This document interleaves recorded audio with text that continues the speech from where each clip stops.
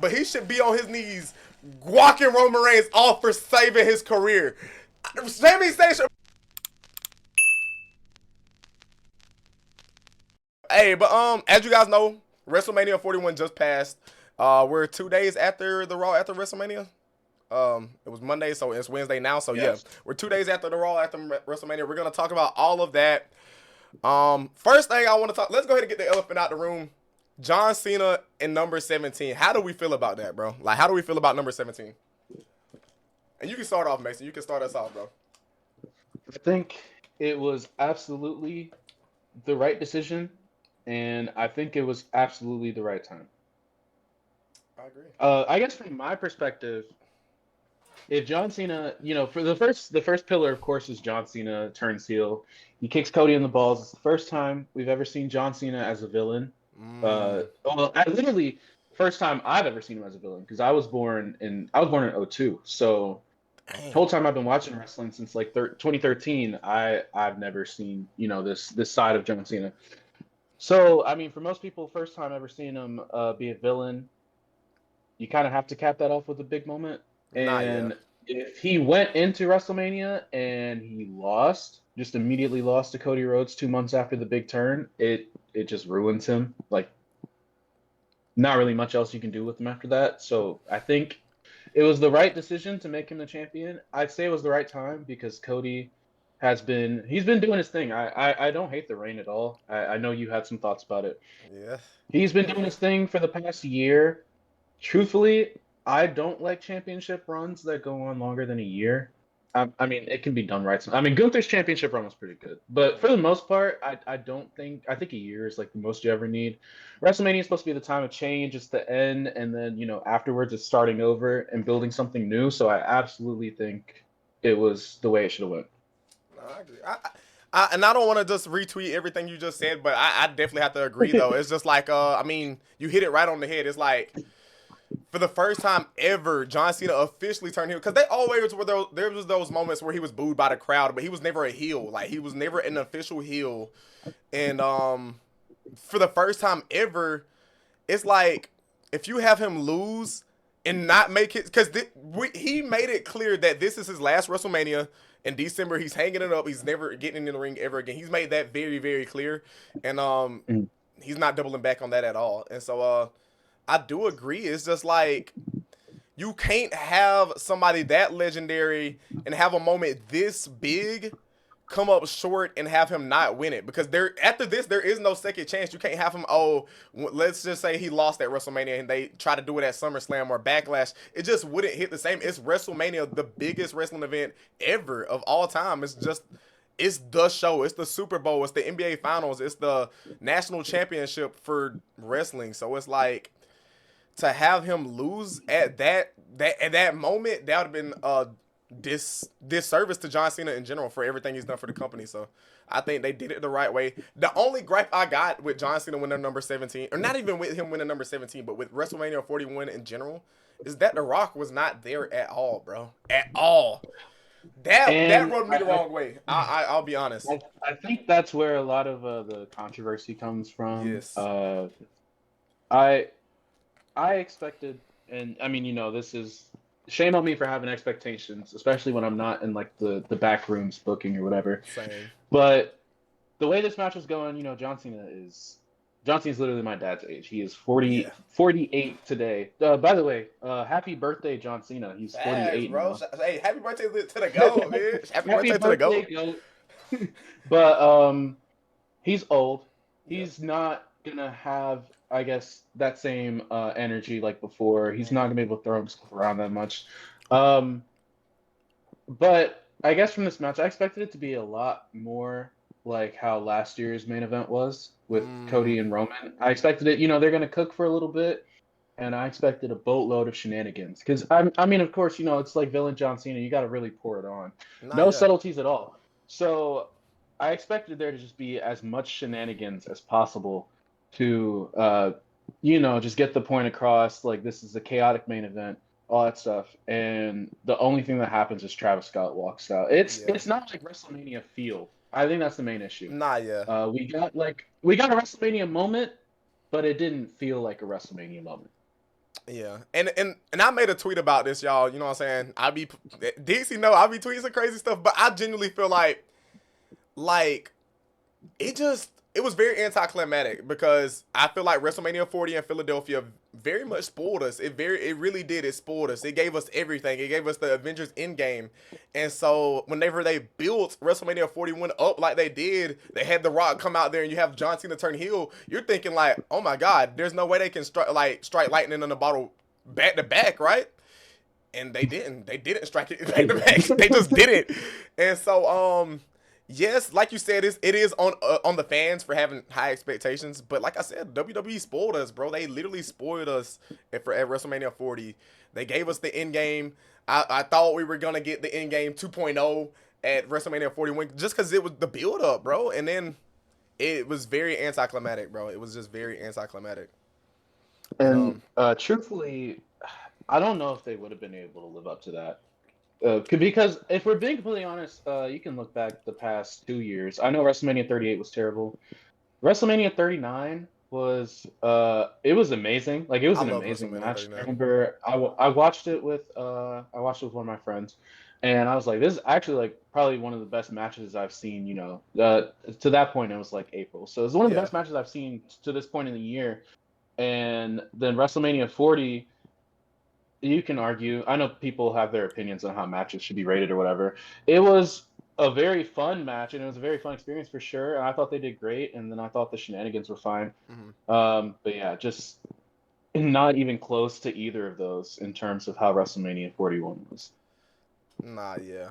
Like I said, it was very lackluster and very anticlimactic. I feel like the only thing that could have really made it Yeah. like WrestleMania 40-ish is if they did have The Rock come out, and then for Cody Rhodes you have maybe I don't even know who you would have come out. Like, and I ain't saying like it should have been Bloodline rules So, like run-ins left and right and shenanigans, well, but I I didn't was want gonna say that's a shenanigans. good question. Does Like, Cody have friends anymore? nah, yeah, Like, cause I know he went through that whole storyline. I think around the Kevin Owens bit where I mean the locker room didn't respect him anymore. at all. So do they just not respect him still? Yeah, and I guess like you said, it's just an expectations thing, like just being set very very high because of how they left off with WrestleMania 40. But overall, I think it was decent though, and we will give our overall thoughts on WrestleMania 41. But let's talk about what opened WrestleMania in general, and that was Jey Uso winning the World Heavyweight Championship. Like the IWC is the most toxic place in all of humanity. I don't know how they live with themselves. Like, It's very toxic. That's why I think I belong there. Honestly, I don't even understand it. So prior to the Royal Rumble, everybody, and I mean everybody, is saying, "Oh, give Jey Uso a push. He's a workhorse. Why are they calling him main event Jey Uso if he's not main eventing? He's losing left and right. Every title opportunity he's getting, he's losing."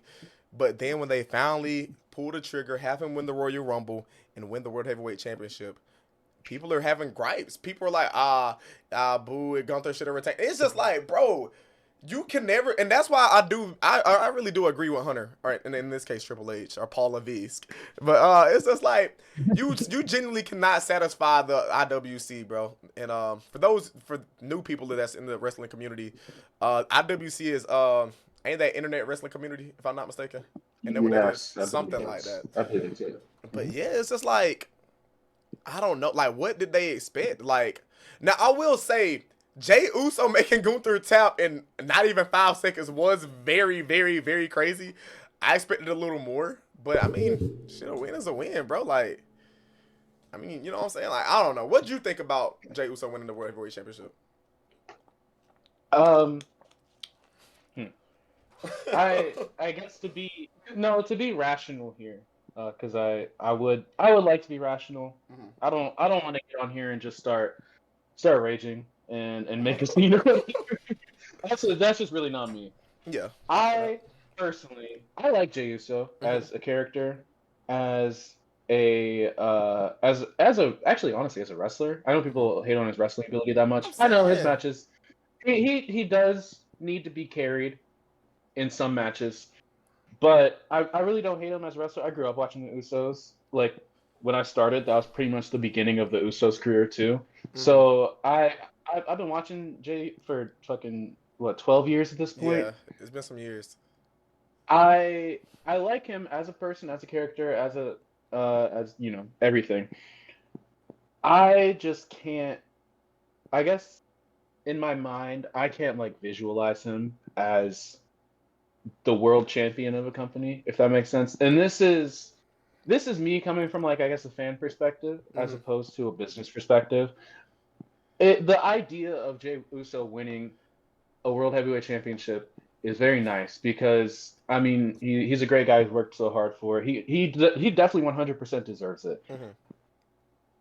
I'm biased, I guess. I feel He's been that. pigeonholed into tag team role his entire career, and if you want to bring up Kofi as an example, when Kofi won against Daniel Bryan, Kofi was a big like singles person before the New Day run, Mm-hmm. and he was like feuding with Randy Orton.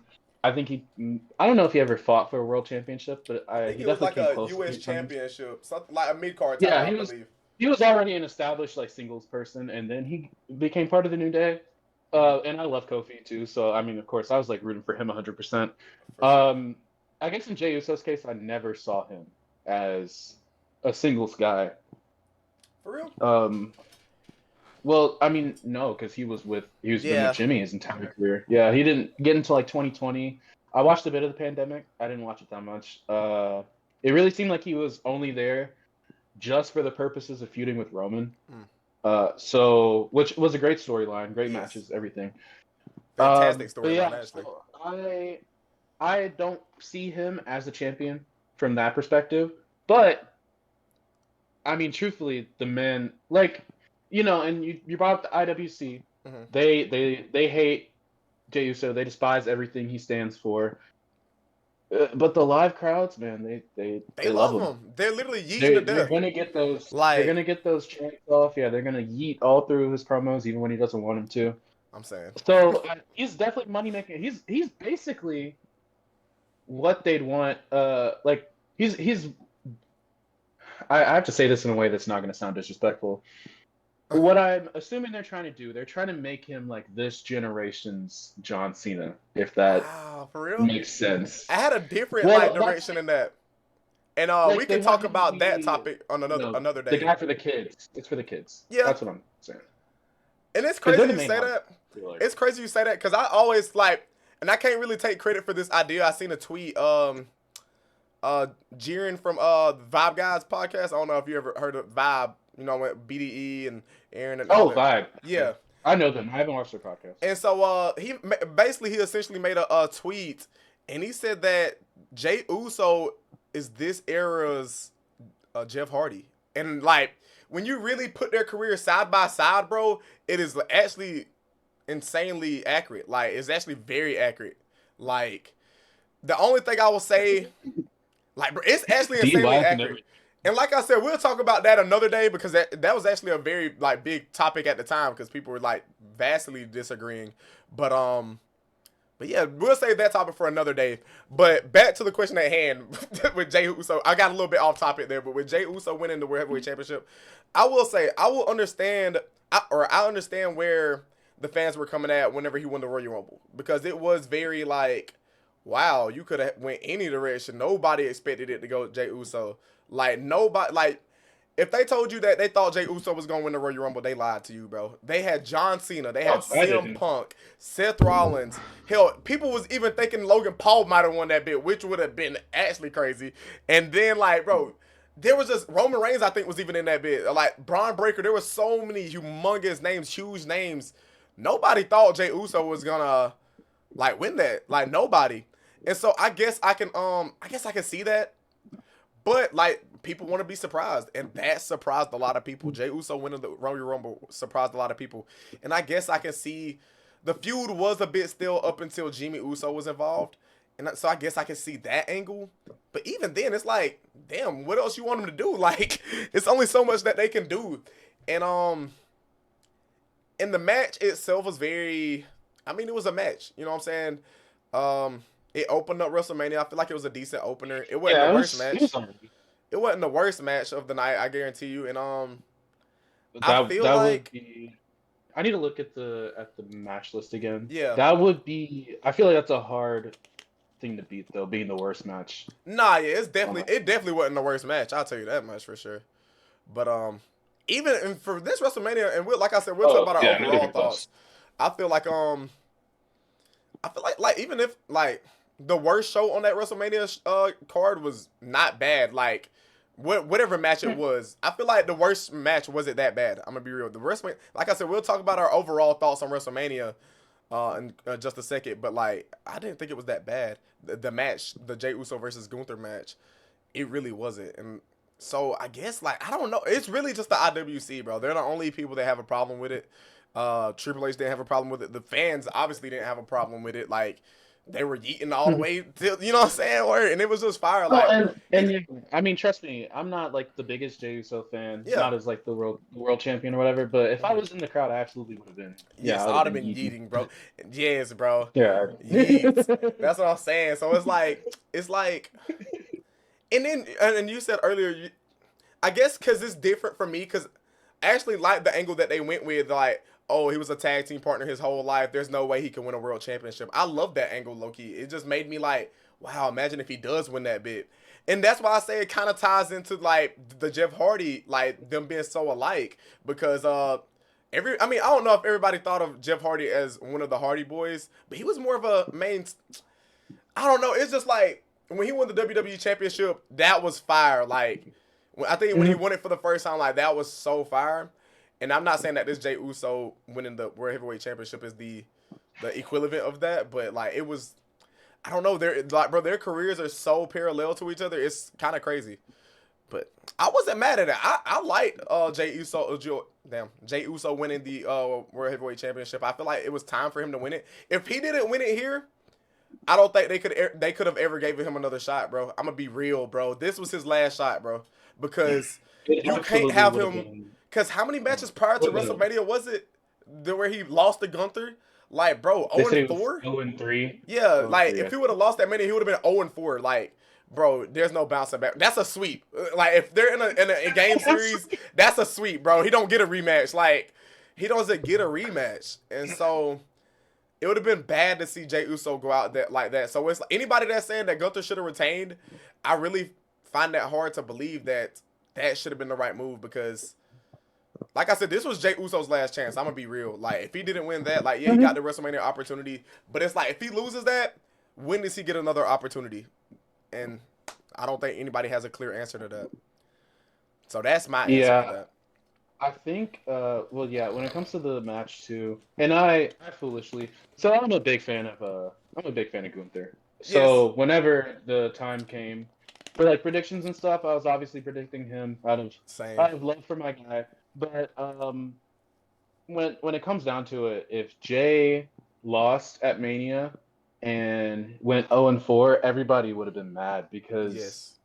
truthfully, when you think about it, because it's a waste of a WrestleMania spot for Mm-hmm. Gunther to just beat Jey Absolutely. Uso again, and then Jey Uso gets this big story just to not have the payoff, so all the Jey Uso fans are mad. Mm-hmm. And I mean, yeah, that's really the way to go. Nah, yeah, absolutely. And yeah, like I said, it just, I mean, he won the Royal Rumble. Like that would have just been a burial of the, especially if you're gonna have Charlotte lose. Like, there's just no way you know what I'm saying. Like, that'd be crazy. How both Royal Rumble winners lose at WrestleMania. Like, in neither of them main event.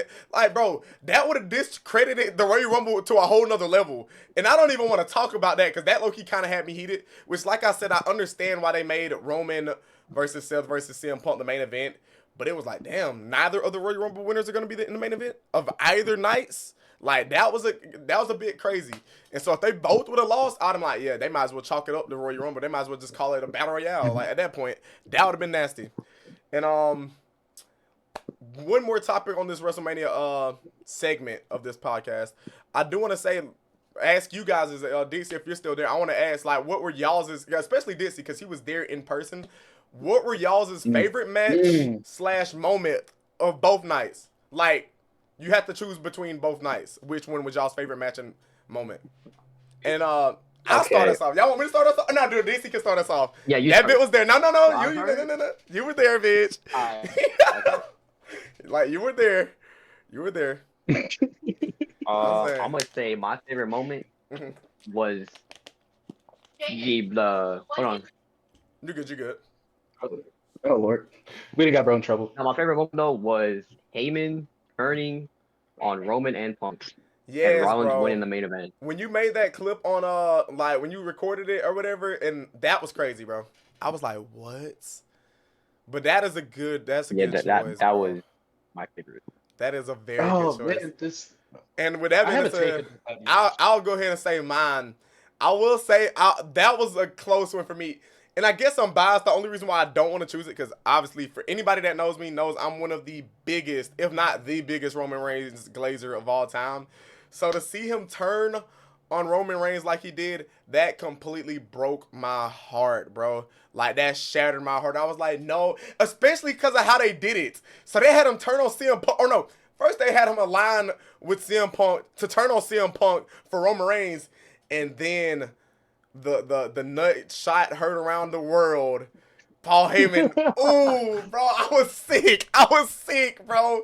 My heart, once I seen him behind Roman Reigns like that, my heart sunk, bro. I was like, no. And actually, this isn't on the list, but I do got a question after we name our favorite matches and moments. But and I'll go ahead and say it just so you guys can go ahead and be thinking. What was a bigger turn? John Cena? Nah, never. I ain't even finna say that. I'm not even gonna. The question was gonna be John Cena turning heel or Paul Heyman turning on Roman Reigns. That is a bit up for debate, but I don't even think it's close. But I will talk about that later on if we got extra time. But my favorite moment being low key, this might be a hot take, but my favorite moment, low key, was when Dominique Mysterio won the Intercontinental Championship and he ran back in the ring and he was celebrated with the crowd, bro. It was, you could see the excitement bro, in his face. it was so natural, bro. Like, it genuinely, it was one of the more natural things that I've seen in a while, bro. And that low key is the highlight of WrestleMania for me. And obviously, I could go with the cop out answer, John Cena winning number 17, because that low key was. I ain't gonna lie, I was at work watching that. I was like lit at work. Like, my coworkers looking. I'm not even supposed to be on my phone. I'm like literally geeking, smiling, cheek to cheek. So low key, my heart is telling me number 17. But if I had to be unbiased and like literally give you guys a solidified answer, I'd have to go with Dominique Mysterio winning the Intercontinental Championship. And he wasn't even my pick to win it, and because I thought they were finally gonna pull the trigger on Finn Balor. Like, bro, he has literally been labeled as Pin Balor. All right, buddy. Like, I thought they were gonna turn it around, but I will say Dominique Mysterio winning was the right move. I will say, and that was my moment. That was my favorite moment of WrestleMania. See, I was gonna say, is this match or moment? Because I have a favorite match. I'm trying to think. It's either or. If you had a match that really took it away for you, then you know what I'm saying, you can say the match. But if it was a moment that took it away for you, then you know what I'm saying, you could say the moment. I'll say match first because I'm gonna try and Okay. I want to try and think of an actual moment. But actually, you know what? I kind of do have a moment now that I think about it. Bet. Say less. Say less. So for match, I'm definitely going with the women's world championship triple threat. It's not even close, in my opinion. I know the men's triple threat, CM Punk, Seth Rollins, Roman Reigns, that was really good. But that was definitely the best match of the weekend. And it was a big payoff for me. I was so hyped because I hyped it up to my friends. My friends don't watch wrestling at all. Oh, for real? And but we watched it. Yeah, we watched together on Sunday with fucking tornado warnings outside. Like, we're supposed to be inside, but that's we tough. watched it together. That's actually crazy. And I had hyped that match up to them so much, and they were actually enjoying it. And I was like, "This is the greatest moment of my life." And Io Sky won. So that's really all the W it is to it. In terms of moment, as a longtime New Day fan, it's actually really nice to see them break. I think they broke the record for WWE championships, tag team championships.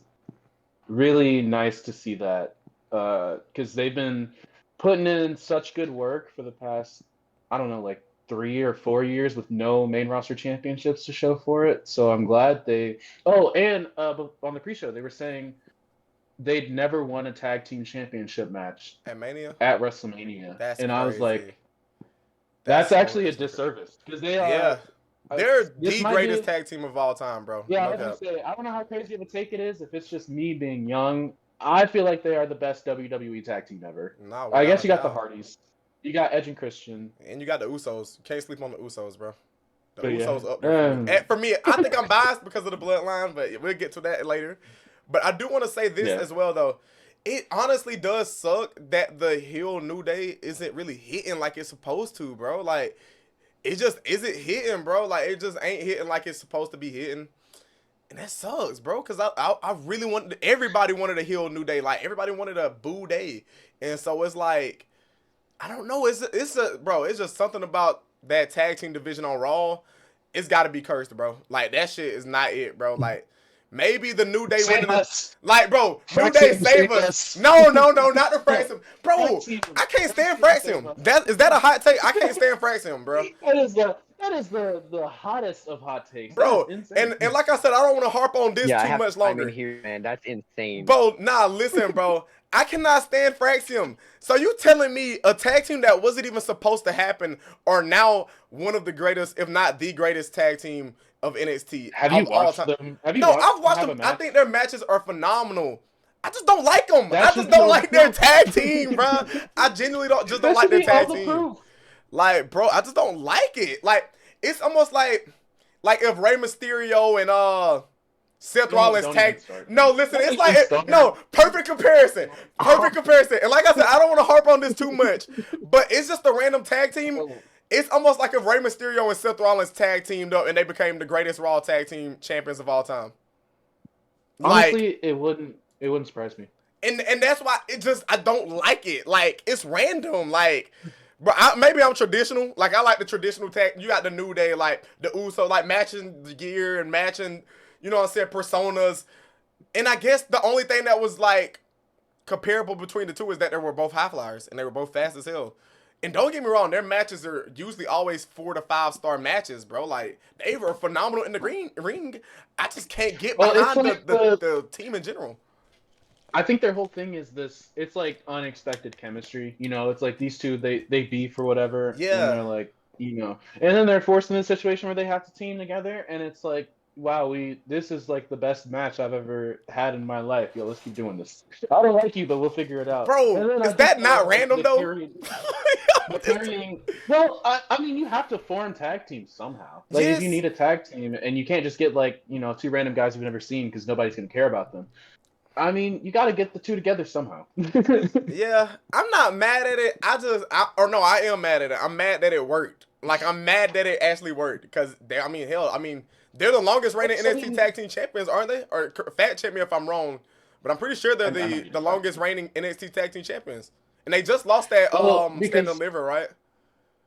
They did lose a Stand and Deliver. If we do have a second to talk about Stand and Deliver, I would love that. But I'm actually not sure if they're the longest. Well, because, you know, they lost to Baron Corbin and Braun Breaker in the middle of the.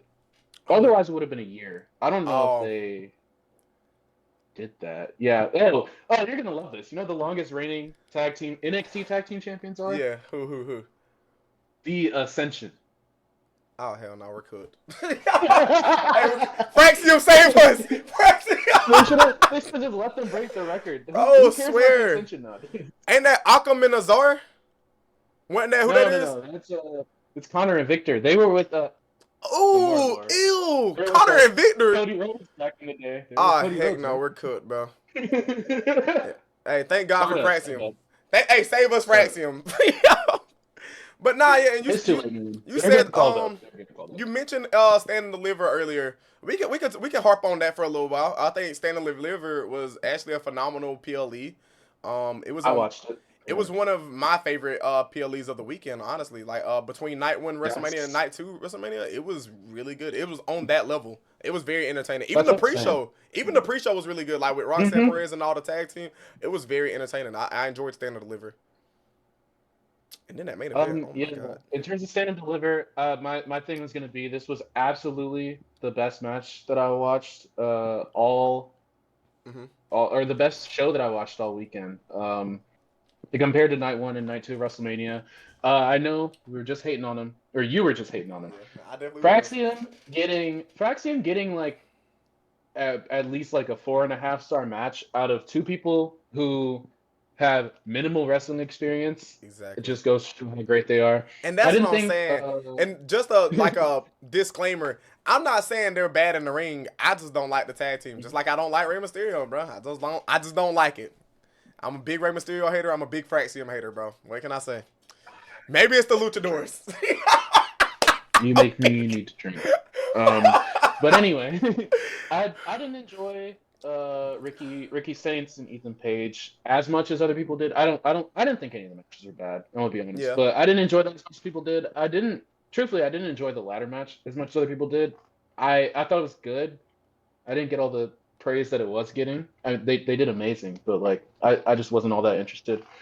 And the Fatal 4-Way was slightly underwhelming.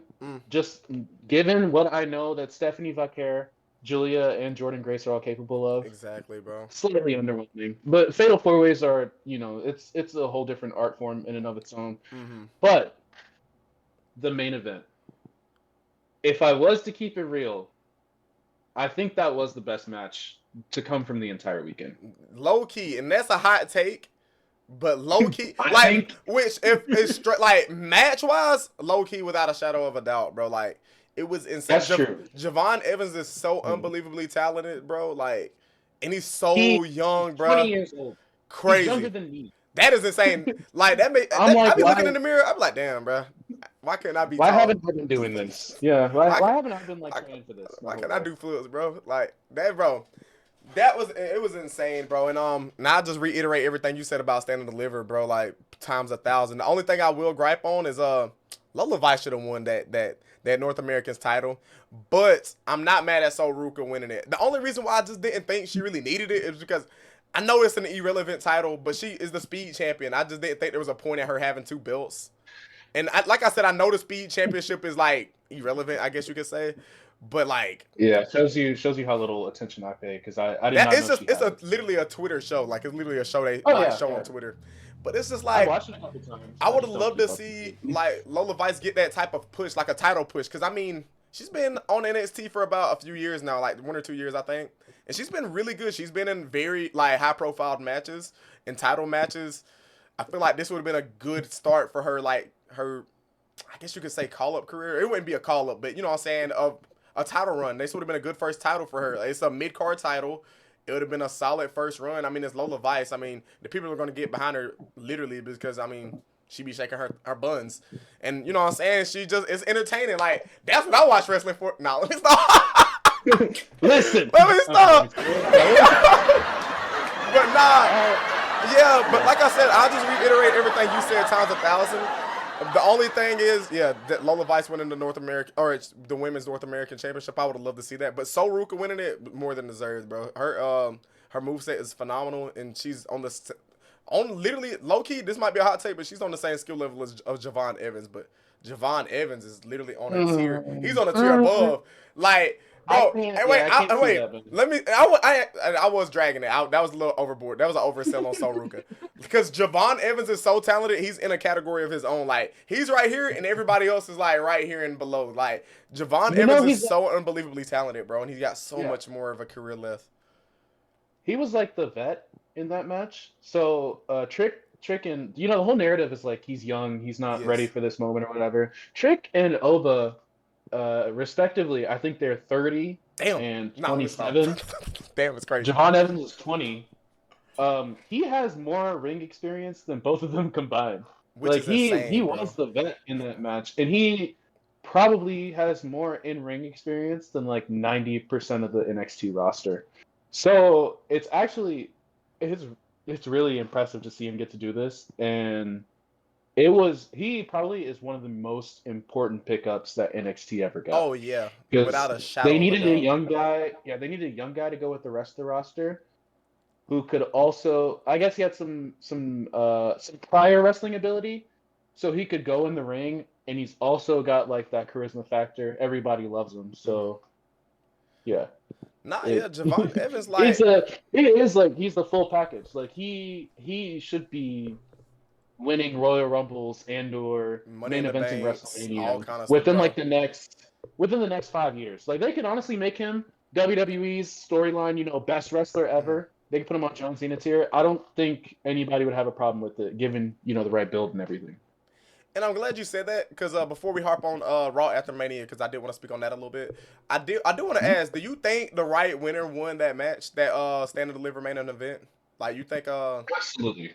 you think Oba should have returned? Well, actually, you know what? Because I kind of think got Oba mixed should opinions. retain, I got mixed opinions. Just because he just won it, and if I was to predict where this is going in the future, he might hold that thing for another year, and we might get Oba versus Javon at Stand and Deliver 1-on-1 in the main event. And you At think Stand and Oba Deliver holds it for that long? 2026. He could. He's like He's on that one Gunther of the level. most- He's on that ring general level. legitimately, yeah. He could definitely use like I don't want to say he could use more ring training because he's already amazing as is. I'm guessing they want him to train more. Yeah, They probably want him obviously. to get better at promos. And so I'm guessing they want to build him up a little bit more. They definitely want to build up Javon a bit more. I think in the case of Trick, it would have been nice to see him get his title back. Nah, Kinda. I But like the only two truthfully- that I could argue for is Javon and Oba. I think it really is Yeah. time for Trick to be called up sooner or later. Either That's that all- yeah, that's what or I mean with that. because it's like, what else can he do in NXT? And like I said, we can say that topic for another day, but it's like, what else can he do? You feel me? He won the championship twice. He already won the North American Championship before. I mean, it wasn't a crazy reign. I think he lost it immediately afterwards, didn't he? Did he can't lose it remember. to Dom or something? I think Or he am lost tripping? that. Yeah, I think so, which is kind of crazy, like very ironic, because But yeah, I think they wanna bring him up. Now, I think in that case, I have no clue what they're gonna do with him. yeah, The ring work, at least according to some, I don't care as much about in-ring work. I'm gonna be honest. nah, I swear to God, The ring work needs work according to a good amount of people. I think he's really on like a LA Knight tier. He's fine. He can get the job done. But I think with his, ability to talk and all that, they're gonna try and bring him up as soon as possible. I don't know what the plan's gonna be for him though. Yeah. Personally, especially with Carmelo like dead in the water on SmackDown. Well, he did just win Andre the Giant Memorial Battle Royal. I but think this is before gonna be a that- big year for Carmelo. By the way, I think this is gonna be a big year. I hope it is. Yeah, he needs. But it. yeah, I don't know what they want to do with him just yet, so I'm not entirely sure where that's going. And just real quick, DC said, maybe I'm glazing, but Javon Evans could be top 5 in the best NXT in-ring wrestlers of all time. And low key, the thing is, I think he's top 5, but he ain't 5, 4, 3, or 2. He's number 1. I'm gonna be real. Already in his career, bro, like the moves that he does, bro. Name one better. Name one superstar better that's doing like what Javon Evans is doing right now in his career, bro. We talking about just in NXT, like right now, or we or talking no, all just time? in NXT all time. NXT all time, bro. Okay, Adam Cole. Okay, that's different because Adam Cole was also over. I'm talking about just straight in ring, bro. Like Adam Cole was I great. mean, Adam Cole was insane in the ring too, though. I guess I can see that. I can see that just because he was like crazy. Gargano got to be on that list too. We could go Ricochet. Aleister Black in NXT was amazing. Yeah, bro. It sucks that you said Ricochet DC because like now everything that he's doing, like I guess he's like a heel in AEW. I don't watch AEW, so but I guess he's like a heel now. And yeah, like, he's a heel now. He's on Twitter now, and it's like No. it ain't fun to root for Ricochet. I tweeted this man Ricochet for a whole year. I tweeted Ricochet for a year, bro. Of a run. On NXT? Hey, Nah, he's for real. fun. Yeah, no, I'm thinking about it. Like you get the Velveteen Dream rivalry, and you get Adam Cole and the North American Championship rivalry, and I really can't think of. Hey, Javon better though. That's all I can say, bro. I know Black. I think Ricochet at I think the Javon's like better. 2019. You said what? Aleister Black was doing stuff with like Ricochet, the NXT tag division. They were doing that stuff for a little That's bit. it. Yeah, that's what I was forgetting. Bro, it don't even Which was matter. nice. Javon better, bro. They didn't even win the tag team because I think they won the Dusty Classic. I don't think they won the tag team championship. Hey, They didn't win the belt. If Javon ain't number 1, he definitely 2 or 3. I guarantee you that, like, bro, there's just no way. Like, Javon is just him, bro. I'm gonna be real. Like, the stuff that he does, I've never bro, he's standing, he's vertically jumping onto top ropes and doing backboard, like, bro, stop it, bro. I've never bro, he's like a human, like, you know those things that be at dealerships, they be like the little little air things. The wacky waving Yes, inflatable. he's like one of inflatable- yes, he's one of them. He's one of them, bro. He's one of like literally. But nah, yeah, that like, bro, he's insane, bro. Shout out to Javon, bro. But to move on to our next He's topic, Raw After He's Mania, definitely bro. good. Like, what did y'all think about it? I just recently finished watching it to yesterday, and 10 out of 10. Do you think it was like a 10 out of 10 Raw After Mania? Yes, I think it was great. What about you, DC? What you think? What do you like on a scale from 1 to 10? What you rating Raw After Mania? I would give it a solid 8 in my opinion. 8 out of 10. And like I need to low look key, at out of the all recap. like it's kind of hard to like rate it compared it to all of the Raw after WrestleMania just because this was the official like first time they actually called it a Raw after WrestleMania like a thing, and so I guess compared to last year's, absolutely it's a 10 out of 10 like without a shadow of a doubt. But even like just as a Raw alone, Loki is borderline. At the least it's an 8 out of 10. That's if on its worst day. Mm-hmm. But I could definitely see the argument for 10. Like literally from start to finish, like you had to watch. Like there wasn't no error. Like there was no room for error. I guess you could say the Gunther Pat McAfee thing that kind of threw me for a loop. I was like, what the hell? Like what is going on? Like that is what made it a 10 for me. I'm gonna be honest. For that wait, was that for one real? of the greatest things I've ever seen. Yeah, Yeah, that was shots. Right, swear. There's just like You know, it's really funny because like people have been complaining about Pat McAfee all absolutely. yes, bro. We And can then talk about that. If you had watched I think it was the night one pre-show. The reason Gunther did it, if I don't know if y'all recognize it or not, but on the night one pre-show, Michael Cole was they were like highlighting the Jey Uso Gunther match, and he was like, "Guys, I'm gonna be honest, I may be a bit of a biased commentator when it goes to this match," and I wasn't completely listening to the commentary through the entire match, so I don't know what all he said, but Gunther's obviously upset about the bias. So there was a reason for that happening. Nah, yeah. I mean, I can see it, but it's like, where do they go with this? Is this just something that they're going to use to write Pat McAfee off because the college football, or like how is that gonna work? Or is he actually gonna have another match? Like, is Pat McAfee gonna be at Backlash? If that's the case, then I wouldn't mind seeing Gunther versus Pat McAfee. That would actually kind of cook.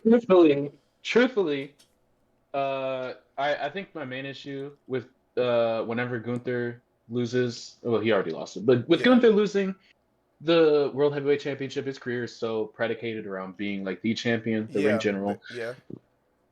Nobody knows or has any idea what direction you take Gunther after he loses. And personally, I think a Pat McAfee match would be. I think it's gonna add layers to Gunther's character. We're gonna get like probably a bit more of a fun side from him. Yeah, that's what I'm thinking. I think it's definitely gonna be like a filler match. Like this is definitely gonna be one of the filler matches in his career. I think this is going to, like I said, I would like to see. It's good filler. That's what. Yeah, and and like I said, if Randy Orton or like whoever wins, like we could talk about this too, because that's gonna be crazy. Whoever wins out of John Cena versus Randy Orton, if that's even because they haven't confirmed it yet, but I mean it's basically confirmed. Whoever wins that, I think it's in St. Louis. It's definitely happening. I think that's who Gunther like targets. I think, like you said, like when you think of Gunther, I mean he has to go for a world title. Like you think of the main champion, like he can't just have mid-card matches anymore. Like you've built Gunther up to these absurd of heights. You can't have him wrestle mid-card matches anymore unless it's like a Braun Breaker versus Gunther, which Braun Breaker isn't the IC champion anymore. It would have to be like a big name or a match that's like you can't miss. And so, like, you can't really book Gunther as a mid-carder anymore at all. I don't even know what they're going to do with that. We're probably going to talk about it soon. Yeah, we'll definitely talk about that. With Braun Breaker, yeah, I don't even know if we can go that direction anymore. Yeah, that's what I'm saying. Because, I mean, he lost the Dom at WrestleMania. And since we already spoke on it, like, what are y'all thoughts on the John Cena versus, Randy Orton? Y'all think it's too soon? Y'all think it's just right? Y'all think it should be sooner? Like, y'all think it should be later? And who do y'all think should win, bro? Like, who y'all think should win that? I know I threw a lot right there, so I'll start off. Me personally, growing up as a 2000s baby, growing up, John Cena versus Randy Orton, that being the rivalry, not one of the rivalries, but the greatest rivalry of all time, in my opinion, as a 2000s baby. John Cena versus Randy Orton will always. No, you're good.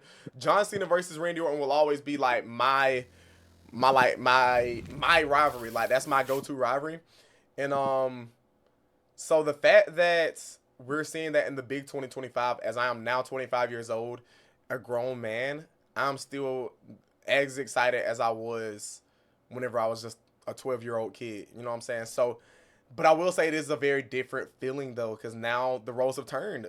Randy Orton is a heel. John Cena's I'm tweaking. Randy Orton's a face, technically. He's like a tweener, but he's basically a face. He's got the crowd behind him. He's behind the crowd. He's a face. I don't care what nobody says. And John Cena, for the first time ever, is a heel. So something like that happening, right? Like, it's insane. Like, if you would have told my 12-year-old self, oh, John Cena's going to be a heel and Randy Orton's going to be a face, I would have thought you were like a vegetable. I would have thought you were brain dead. I would not have thought... Like, I would have thought you were crazy if you would have told me back in 2010 that John Cena was going to be heel and Randy Orton was going to be face. Like, I just would have never expected that. And so the fact that it's actually coming to fruition at Backlash, hopefully, I think that is probably one of the greatest, like, selfish moments of my life. Like, I think I can't wait to see them close this chapter for real this time, because it will be probably the last time, like, one last time, bro. John Cena versus Randy Orton is the rivalry, bro. And, as far as winner, bro, you literally can't go wrong with either. It would suck to see John Cena's last title reign be this short. Have him lose that Backlash would be insane. But, I mean, we know John Cena plans on retiring sooner than later. If Randy Orton is the one to take the title off of him, I'm A-okay with that, bro. Like, I'm A-okay with that. Like... Well, I hate to hurt your feelings. John Cena is absolutely not losing. At least not this. No, yeah, that's what I'm saying. I'd be surprised, bro. In terms of the booking, you know, the time frame of this match happening, I think, you know, truthfully, I think the time frame is fine. Mm-hmm. I know a lot of people probably want this to be John Cena's retirement match or something similar. Yeah. My best guess, John Cena is probably going to retire, putting somebody over. It could be Cody. It could be somebody else. I have no clue. Yeah. But I don't think he's going to end his reign against or end his run against Randy Orton, just because Triple H is probably going to try and get something out of him. Now, in terms of this being the right time, I think they've booked this perfectly. And it's because Backlash is going to be in St. Louis. So... you know, it'd be hard if they did it almost anywhere else, because John Cena is. We saw the Mania match. They were cheering John Cena and they were booing Cody Rhodes out of the building. Like, they want John Cena to be a villain, and it's not working because people have wanted to see him as a villain for so long. Listen, and so now that it's happening, they love him. We could talk about that like soon when we talk about our WWE heels problem, because I got a bone to pick with the WWE community, bro. But you could go ahead. I didn't mean to cut you off. No, that's fine. But with them putting this in St. Louis, this is Randy Orton's hometown. They're gonna absolutely love him. They're gonna boo everything John Cena does. So I think they pulled this off perfect. I actually, they probably couldn't have put a better scenario for this, because you don't have to build up a match like this just because there's so much history there, and just because these two are like the greatest. These two are the greatest of a generation, and so, I mean, you can really do it whenever you want, and that's what they are doing. Yeah, I think it's gonna be crazy. So, and obviously, you made your answer clear. You think John Cena's gonna retain. Like I said, it makes sense. If he does lose, though, I wouldn't be mad. Yeah, I'd be a little sour because I'm like, damn, 1 month? That's crazy. Like, his last title reign can't be 1 month long, bro. But, like, it's Randy Orton, though. You think Travis Scott's going to come back out? You said what? You think we're going to get another appearance from Travis Scott? That's how Randy loses? That would be wild. Bro, I'm going to be real. The Rock got to appear. The Rock got to show up, bro. He can't send Travis Scott again, bro. Hell no, bro. And if he does send Travis Scott, you know Cody Rhodes got to hit him with one of them receipts, bro. Because I ain't going to lie. Yeah, he hit him. They called that Crossroads the receipt button, bro. He slapped the hell out of Cody Rhodes at Elimination Chamber. Did. That ain't a big enough receipt, bro. You got to get him back harder. Like, all respect to Travis Scott, but that Crossroads was not enough, bro. Like doing if the I'm Cody crossover. Rhodes, I gotta give him a good elbow, bro, or something, bro. Like I gotta get my get back, bro. That man blacked his eye, busted his eardrum. Like he slapped him hard as hell. Like bro, hell nah, bro. I gotta get Me back. and you one up. Nah, for real. Me and you one up. No, we going crazy. Nah, for real. Yeah, the only argument I can see about time frame is a match this big, Roman Reigns. That's how much I be glazing. But John Cena versus Randy Orton, it's like I can see a moment like that being at like an event such as SummerSlam. But like you said, it's perfect at Backlash because it's in Randy Orton's hometown. If you want to get John Cena to actually have heat, which hell I don't know at the rates heels are being booked, they might even cheer his ass as well. They might cheer and cheer. They might cheer both. Like at the way the WWE's community is looking, bro, they might cheer both genuinely. If they cheer John Cena, it's gonna be an absolute failure Yes, of a heel the run. match. Because this was supposed to this was the flip. No, it was just gonna be a failure of a match of the moment of everything. Really? This is supposed to be like, well, they're flipping the stakes for a Randy Orton John Cena match that we're usually used I to. see what you're saying. Yeah. So, if we don't get that, we hate John Cena and we really want Randy Orton to win. It's gonna be a failure. It's the chemistry of the match is not gonna work out at all. Yeah. It's just I didn't even think about it like that. Yeah, I agree. Yeah, and that's the problem, bro. Like I said, we'll talk about that when we talk about the heel problem. But yeah. Other than that, I think that Raw After Mania was very solid. Was there anything else that you wanted to harp on real quick, DC, or you straight? Or did you have any thoughts or any opinions on the? Oh, there is one the thing. Cena versus Randy match. I think that, like Mason said, I think it's a really good time to do it. St. Louis, Backlash, pay-per-view. I think it's perfect. I'm just kind of interested in what the finish could be.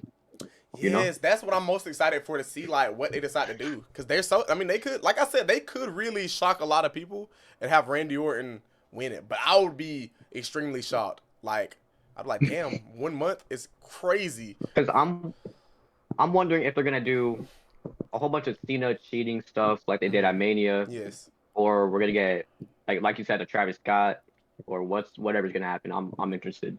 Yeah, I'm all in, baby. Like you would have thought I was in AEW. You would have thought I was in AEW the way I'm all in. Like I'm all in, bro. A Jet Randy versus John Cena in my bloodstream, bro. Like give it to me now, bro. I need it. Hell, I hope they fight at Friday Night SmackDown. Like I need it, bro. Desperately, bro. I need it. But yeah, and then I think what capped off Raw After Mania, what made it like a 10 out of 10 for me, was the Evolution 2.0, aka the Revolution. We gotta hold on. I need to. The Revolution.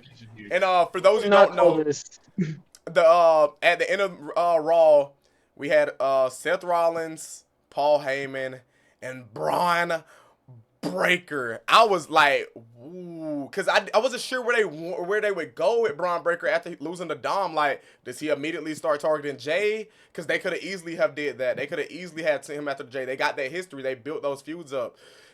But they went a whole completely different route. They went with a Paul Heyman, Seth Rollins, Braun Breaker alliance. Like, this is big. I think this is very entertaining. This is what wrestling is all about, in my opinion.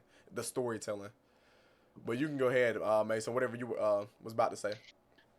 I got to make a clarification. Okay. I don't think this is going to be Evolution 2.0. I think we are getting the Shield 2.0. The theories I've seen, on Twitter, the IWC nerds like to get a little. They like to fantasy book. They like to talk about how they'd want this to happen. They said we're getting all of the young talent together, and we're starting a dynasty. We're bringing back the Shield. It's Really? gonna.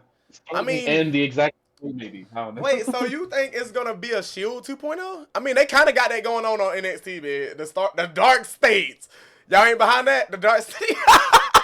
No, okay. Because I like the talent involved. I like Dion Lennox, and I like I hate his name. I like Saquon Sugars. I think the name could be better. Lucky Ali, for those who know. And also from the match on Saturday, Osiris Griffin is really good. Also hate that name. That's a horrible wrestling name. I don't care. We need to stop naming people Osiris. I'm gonna be honest. But I mean, they look good. they don't have the believability yet anyway. Yes. And I do Also, hate that they're getting these comparisons to the Shield because they really should be their own thing. They're a lot different. nah, yeah, and I've been seeing those as well. Like I've been seeing like people saying Austin Theory, Carmelo Hayes, and so I wanted to ask you if you do Carmelo think Hayes. if you do think it's gonna be a Shield 2.0 like faction. Who do you think is gonna be that third member? Because right now, I mean, technically it's just Seth Rollins and Braun Breaker. Because obviously you can't throw Paul Heyman in that trio technically. Because I mean, he's a manager. So who is that third member? Who is the Dean Ambrose or the Roman Reigns of the group? Because I'm assuming you would probably say Braun Breaker is the Roman Reigns of the group. I mean, he's literally, you know what I'm saying. So who would be? Seth Rollins.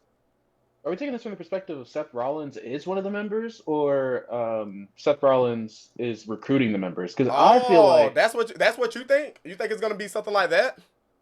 He's pairing with Paul Heyman, so I assume this is like they're making him a part timer.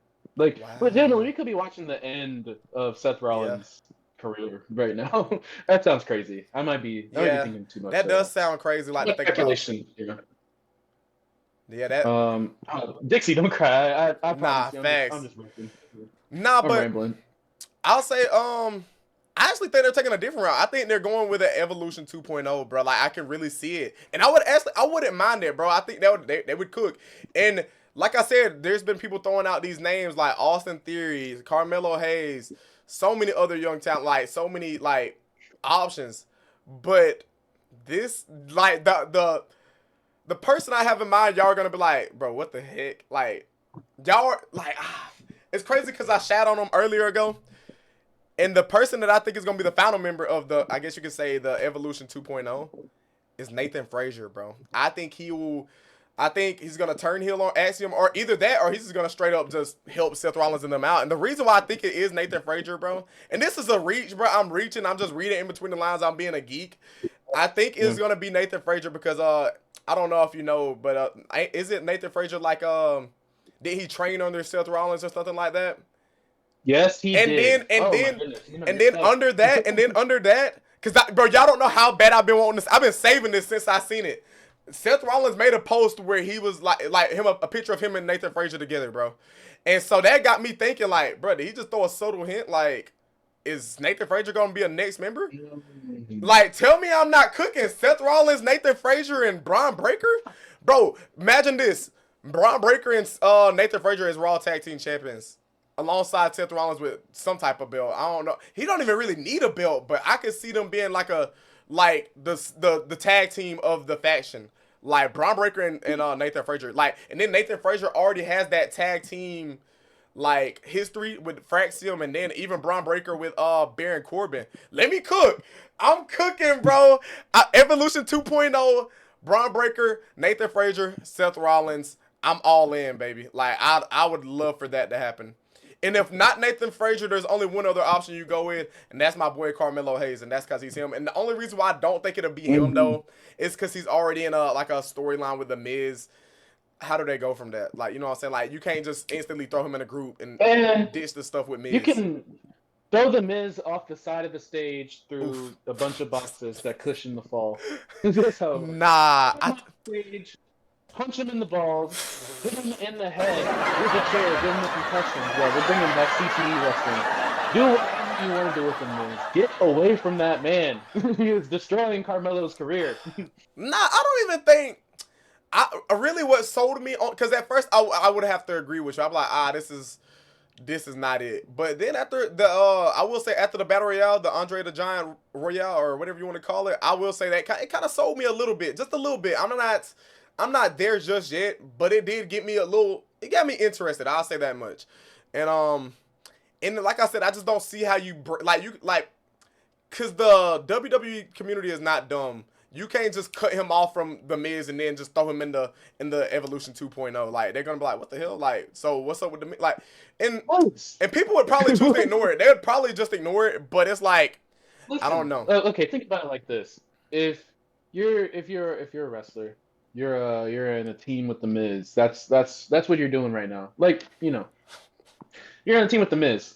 Paul Heyman calls you up. Bring, bring, bring, bring. My name is Paul Heyman. How Nah, would you yeah. like to be a Heyman guy? No, you definitely take that opportunity. You definitely take that opportunity though. But it's just like from a booking perspective, for one, they're on separate brands. So, and I don't know how the brand split is working. I don't know if it doesn't even matter anymore. But it's like he's on SmackDown, they're on Raw.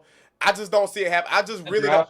That's like my least likely superstar to join the Evolution 2.0. Look, the draft is coming up, and yeah, that's true.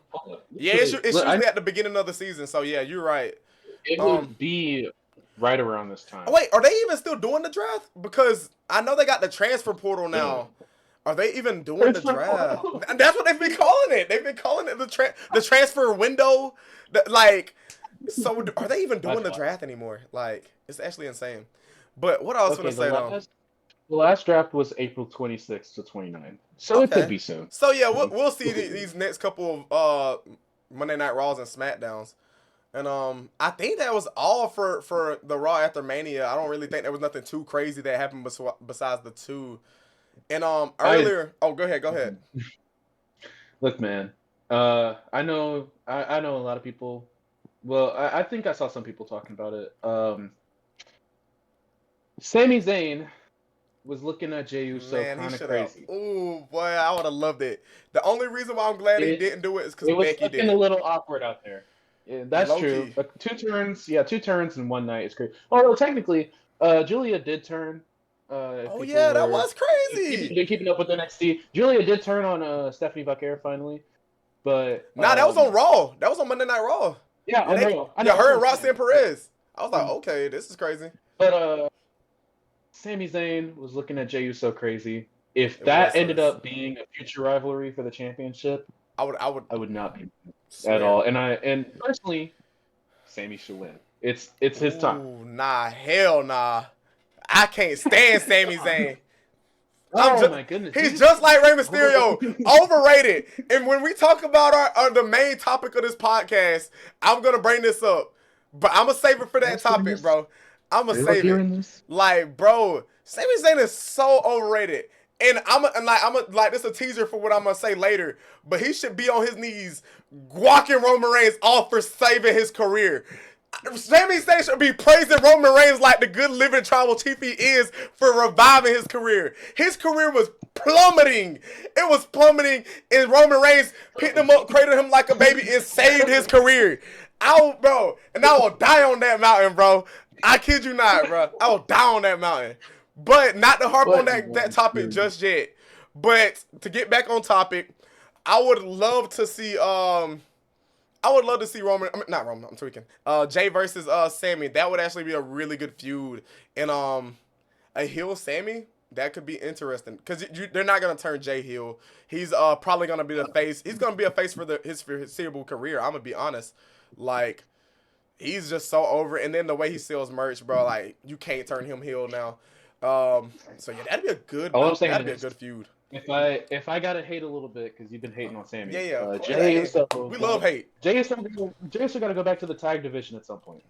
No, that ship is sailed, bro. That ship is sailed. And are you sure? Like, if you do that, like, they did it to Big E. That's all I'm saying. They did it to Big E. What's stopping it from DC said he agreed. Oh, hell no. Bro, how? So, I just don't see it, bro. I think if they're going to do that, Big Jim has had to have a solo push by then. Like, he's got to get it rolling, please. bro. Oh, God, no. You don't think Jimmy Uso deserves a solo push?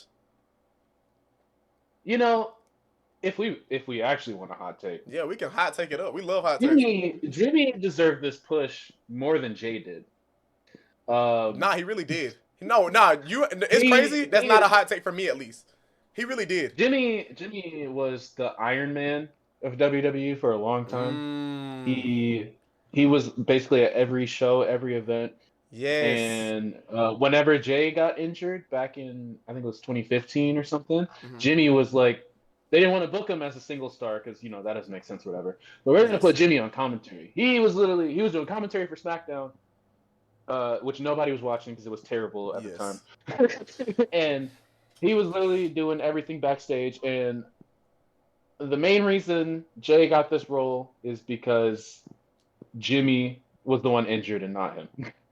Nah, and that's sad to say because Now, to be fair, I don't know if Jimmy would have gone as far with it, besides the Roman rivalry, you know, because there's undoubtedly a level of charisma Jay has that we haven't seen from Jimmy before, but nah, I agree. And not to steal Chris's or his name Cool Bro in the chat, but not to steal his I guess quote. That's crazy. What'd you say? They just doxed him. That's crazy. Nah, my fault. But not to steal his I guess you could say take. But he said this, and I low key agree. Like Jimmy Uso on the mic is better than Jay Uso, in my opinion. And I don't even know if that's a hot take. But like whenever Jimmy Uso just like you said, he just has a different type of charisma about him that Jay Uso just doesn't have. And there's nothing wrong with that. They're twins, but they're different. You know what I'm saying? They're still two different human beings. And the heart back on the convo, I'd have loved to see Jimmy Uso in that United States Championship match, bro. And low key, I would have loved to see him win that bit. Low key over Jacob Fatu. Keep him far away from Jacob Fatu. Bro, I do like Jacob Fatu, and low key, that would have low key. Like when because in the next podcast episode, I want to do our Slammys prediction. If they have they did the Slammy Awards yet? Yeah, I think we missed it. Damn, for real? Okay, well, I was going to say Jacob Fatu is my personal breakout superstar of the year, without a doubt. Like, he is so over. Yeah.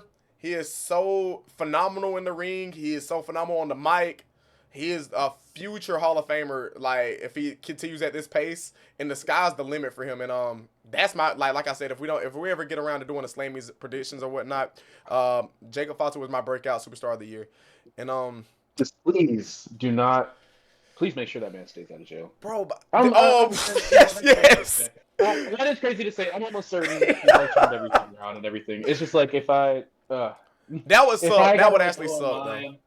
If I gotta go online and I gotta see Jacob Fatu arrested for da-da-da-da-da... I don't know what he went to jail for. Yeah. Jail for the first time. But if I see that, I'm gonna cry. This is actually, like, this is my guy who I'm excited to see. Oh, yeah, without a shadow of a doubt, bro.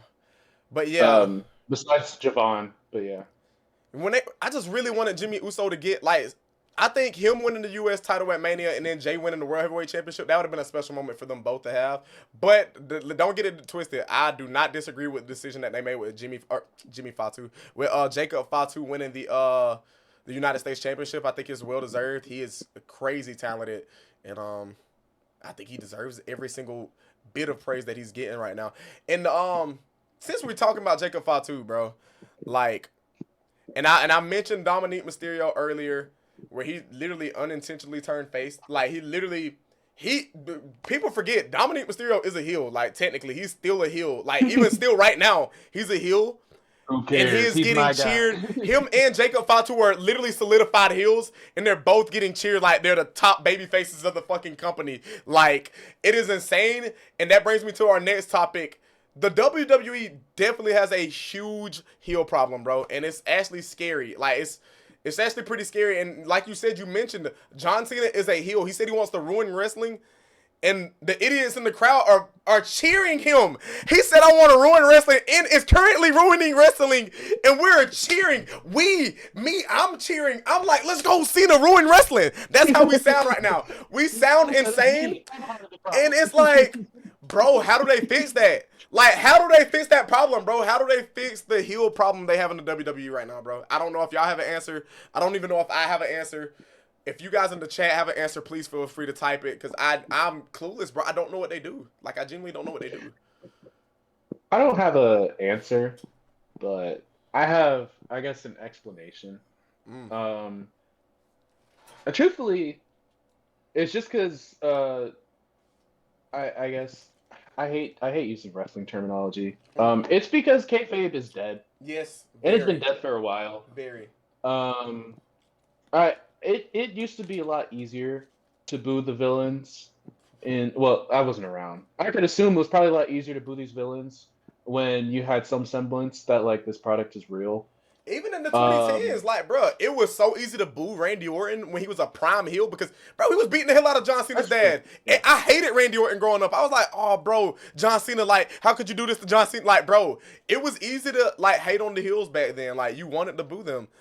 And, like... You know, I have an even better explanation now. We know these people, like, too much. We know too much about their personal lives. Yes, you low-key got a point. The problem.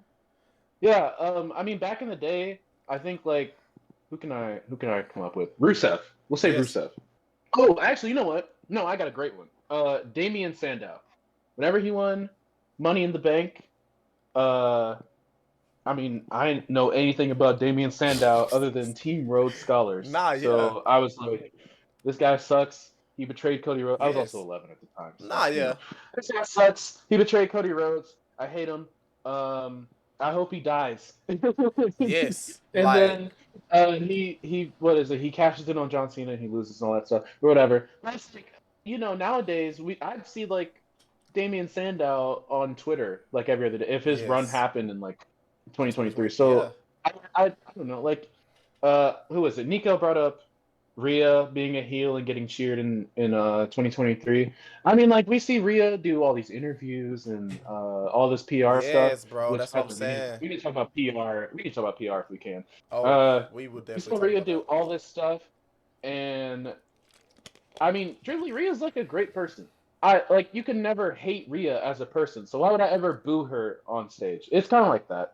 Yeah, and I have to like retweet that because it's like, bro, there's too much that we know that should be behind the scenes, that should be kept behind the scenes. Like, and don't get me wrong, it's entertaining. It's cool to know that, like, there's, like, these, like, because like you said, back then, I actually thought Randy Orton was Randy Orton and John Cena was John Cena. Like, I thought he was actually this evil person. But now, and looking back in hindsight, it was just a character that he was playing. Like you said, kayfabe has died. And we know that these are just characters that they're playing, and we love the characters. And the heels are so likable, which is crazy to say because you're not supposed to like the heels. You're supposed to hate the heels. And low-key, like, this gonna sound insane, and it's probably gonna lead into our next topic that you were wanting to speak on with the PR stuff that is going on with WWE right now. By the way, your camera froze. But like, oh, it did. Oh, I'm sorry. No, yeah, we're good now. But yeah, this will definitely like lead us into our next topic. And low key, hopefully nobody take this the wrong way. But I will say that is one thing that this new generation is lacking is Vince McMahon booking. Like, Vince McMahon knew how to book people that you hate, bro. I'm gonna be real. He knew. Whoa. No, listen, let me cook. Like, even though, bro, let me cook, bro. I'm trying to, bro. I know you didn't explain yourself and all, but just that sentence alone. No, listen, bro, Vince McMahon. I'm about to be associated with bro, listen. Let me cook. He just knew how to book people that you hate, like whether it be racist. Because, you know what I'm saying? Like, it's easy to hate racist people. JBL. I'm saying. Go back to Mexico. Hey, Alberto Del Rio. Like, bro, he just know how to book the heels, bro. Like, you're supposed to not like the heel. He gave you a person that you're not going to like, that you're not supposed to like. Like, he gave you, like you said, a JBL, a racist, like, you know what I'm saying? Word, not to get too, you know what I'm saying? Not to get too political. But, like, he gave you people that you don't like. Like, now, like, bro, and it sucks to say this because I love John Cena, but he just can't be a heel. Like, even when he's trying to be a heel, like, I'm watching the Pat McAfee show, right? I agree. I'm watching the Pat McAfee show. Even when he's trying his best to, like, stay into character, he's just such a likable person. Like, you just can't, like, and that's because we know everything that we do. We do know the behind the scenes of John Cena. We do know, like, he's went on podcasts and he spoke so kindly of just life. And so it's like, it's hard to get behind that, bro. Like, especially after all these years. And that's where I will say, like, it is hard to say that this heel run by John Cena is successful, which we will talk about on another podcast, just because, you know what I'm saying. But, selfishly, I want to say it's successful just because I'm a biased John Cena fan. So, obviously, you know what I'm saying, I'm going to root for it. But it's like, I don't know, bro. I think it's difficult to book heels in in this new era of wrestling, bro. And like, cause even if they are a heel, 9 times out of 10 they're tweeners. And I don't know, for those in the chat don't know what a tweener is. It's So like in yeah, between a heel and a face. And so I had to take it. and wait, one more thing before, because I forgot to mention this, bro. The crowd was literally booing Cody Rhodes. Like, bro, they have a like, I'm telling you, the WWE has a heel problem. Like, people are liking the heels more than the face. Like, they even got the commentators on the, like, they're saying like, oh, you're not supposed to like that. You're not supposed, but they basically saying, oh, you're not supposed to cheer for John, but they cheer loud as hell. You're not supposed to cheer for Dom. They're cheering loud as hell. You're not supposed to cheer for Jacob Fatu, but we're cheering loud as hell. Like, they have a heel problem, like, genuinely. Like, they really do. I was booing Cody though. I won't lie. That's what I'm saying. They got a problem, bro. We are the problem, bro. Us as WWE fans are the problem, bro. I'm gonna be honest. All right, I was gonna say, I think the thing, what is it? The thing with heels getting cheered a lot more now. I want to use like 2 specific examples. I got an example. example too. Who is it? There's Liv Morgan and there's Drew McIntyre. I think you brought up Drew McIntyre before too. Yeah. I think Triple H has a lot more nuance with how he actually books people as heels. Yes. He doesn't just want people to be villains for no reason. Like, there's always some kind of justification. And when it comes to storytelling, a justified villainous character is always going to be more compelling than just a I'm villainous just because. Yes. And so, in the case of Drew McIntyre, you know, he did get screwed over a lot. And I think a lot of people, you know, sympathize with all that stuff that's happened to him. I can't even, actually, what's the specifics of that? I know there's a CM Punk thing. CM Punk honestly deserves to get booed more than he should. He has screwed Drew McIntyre over a lot. Low-key. And then in the case of Liv Morgan, she returned after Rhea had won the women's championship. I think the women's world championship. Got booed, or Rhea was getting cheered because, you know, she was so popular. Yes. And then Liv came back. She turned heel because she attacked her, and people, you know, were still cheering. Like, people still like Liv Morgan. I'm telling you, and these are the last 2 people I mentioned. And she deserved it because Rhea was the one who injured her. That's what yeah, that's true. That is true.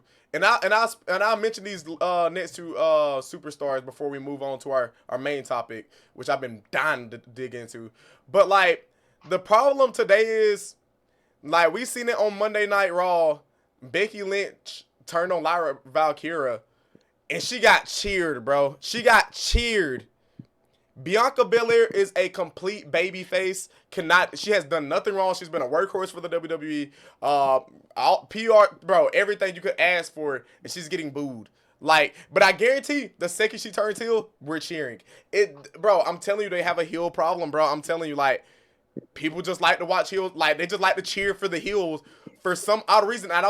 It's hard, bro, because I'm in that same boat. I like to cheer for the heels, low-key. Like, I didn't pop whenever Becky turned on Lyra. I was like, oh wow, that, like, boo, that's a booing moment.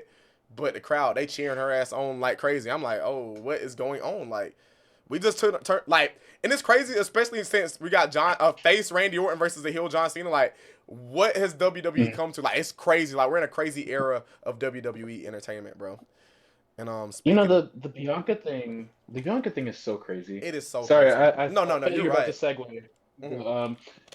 It's like, I mean, she's uber talented. She's so legitimately one of the best wrestlers on the planet.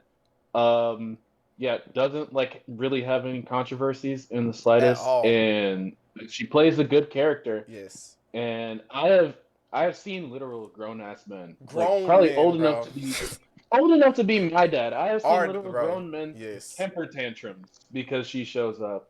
Wow. I don't get it. I don't know. There's a reason in my mind. I know what you're thinking, and I was gonna say it out. I'm gonna say it out loud. I look-y think it's a race thing. On God, I think it's a race thing. On God, I do, bruh. Like, because there's no reason to boo Bianca. Like, it's insane.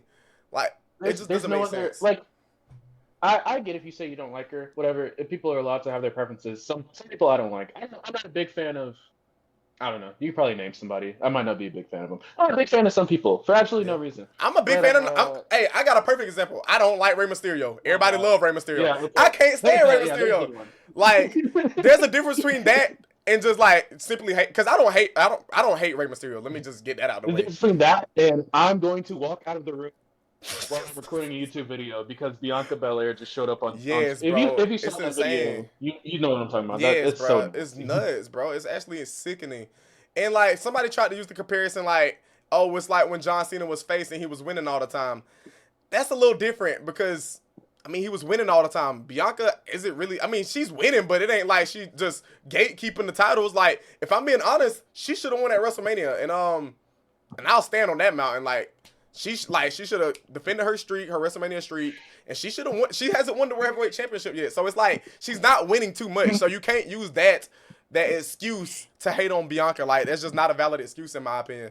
And that's why I be getting so tight whenever I be seeing people hate on Bianca, because it's like, damn, like that's literally one of the greatest black women wrestlers of all time. If I'm being honest, like I can't think of another one, like another superstar as good as Bianca and as talented as Bianca. She's one of the best to do it. Like what she be saying, the EST, like the bestest word, the BEST, like bro, she the EST, man. Like bro, like, and it sucks that she's getting the heat that she is, man. Especially since she's trying so hard to get over as a face, and she's the victim. Like bro, both of her best friends are in an argument, and one of the best friends attacked the other best. Like she's the victim. Why is she getting booed? Like bro, I don't want to harp on this topic too much because I could go on for days, but.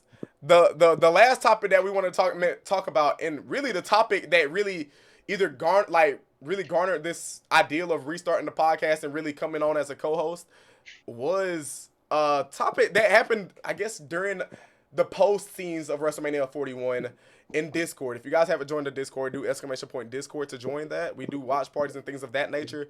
But we was just going back and forth. And I made the statement, I think I started it. I think I said that the Bloodline arc, era, storyline, whatever you want to call it, is the greatest of all time. Like, there's not another, like, story in WWE that is better than the Bloodline story, in my opinion. And before Mason says his, which is obviously one of the main arguments, Dixie, is there any, like, story or era or arc in WWE that is better than the Bloodline story mode, just story in general that you could think of? Or do you agree? Do you think the Bloodline might be the greatest story of all time? Because that's what I think. I mean, personally, I kind of lean Bloodline just a little bit, just because I feel like during my time when I was watching, like as a little kid, yes, there wasn't much like really insane stories that could compare with the Bloodline. Like, to be fair, I wasn't there for WrestleMania. Like, I wish I was. I feel that, but I wasn't watching, you know, so I feel like I lean more Bloodline here. And to be fair, like I probably shouldn't have asked DC, because DC literally was at WrestleMania 39. He's literally lived through the Bloodline era, literally. So it's like that makes sense. And so it makes sense for you to think that, but like, so now like this is where the counter argument comes into place, chat. Because I'll let you. What is your favorite, or what do you think is the best story in all of WWE, Mason? Well, I can never talk about the best because honestly, I've been around for most of WWE's stories. Or I said one of your favorites. You can just say your favorite. Like it don't even gotta be the best. It's been going on for 50 years. It's been going on for 50 years. I missed most of that.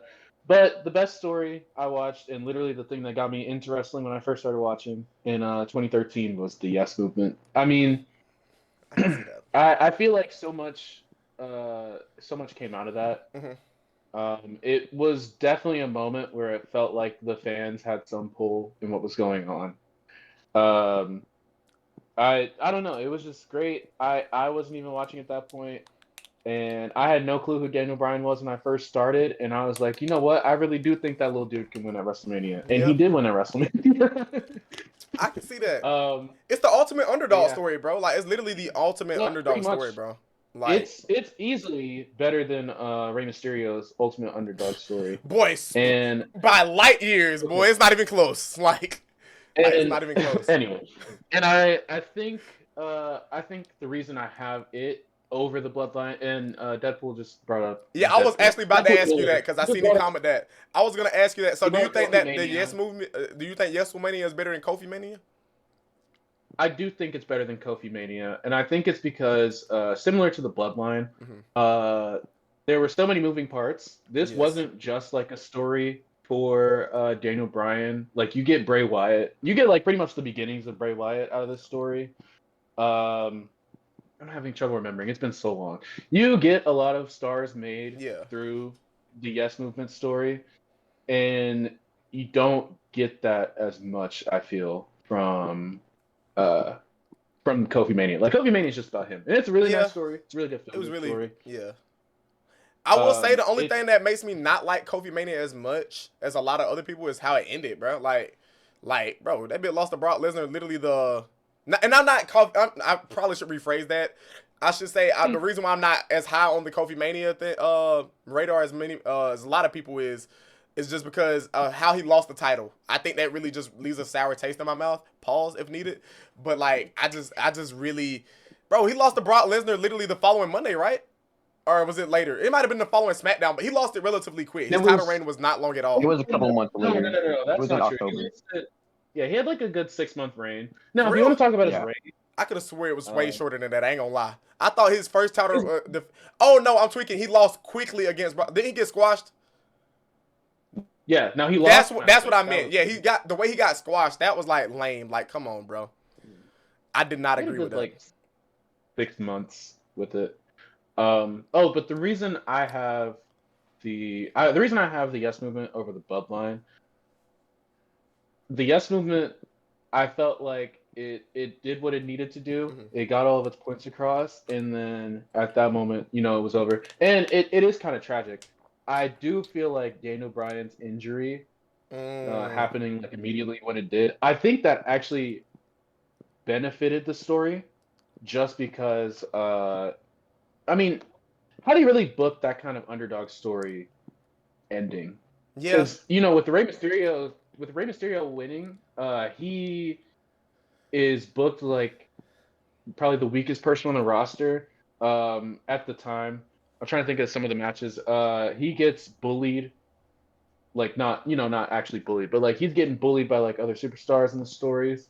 They make him go 50-50 with Sabu at One Night Stand, which, no offense to Sabu at all, I think he's great. But it's like, this is some guy who's technically from an indie company at the time, and he's like, Rey Mysterio can't even get a clean win over him, and it felt like he was playing second fiddle to all the people who he was fighting at the time. So I think Daniel Bryan not having to go through that actually made the story 10 times better, because it gave him even more to persevere from when it came down to the end of it.